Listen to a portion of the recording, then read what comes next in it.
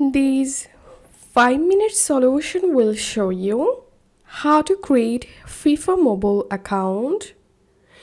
So first of all, we have to install the FIFA app on our iPhone or Android device. So go to your App Store or Play Store and search for FIFA and install the FIFA app. Once it's installed, tap on Open to launch the FIFA app.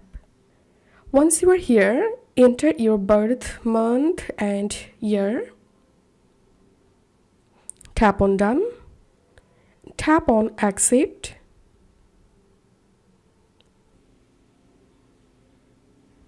Tap to play. So I will log in with Facebook. So I'm going to tapping on Facebook. Continue. Enter here your Facebook account login credential and tap on Continue.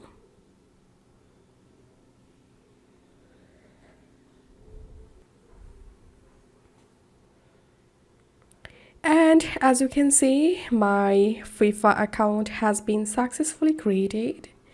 Now I can start playing here. If you find this video helpful, don't forget to subscribe 5-minute solution.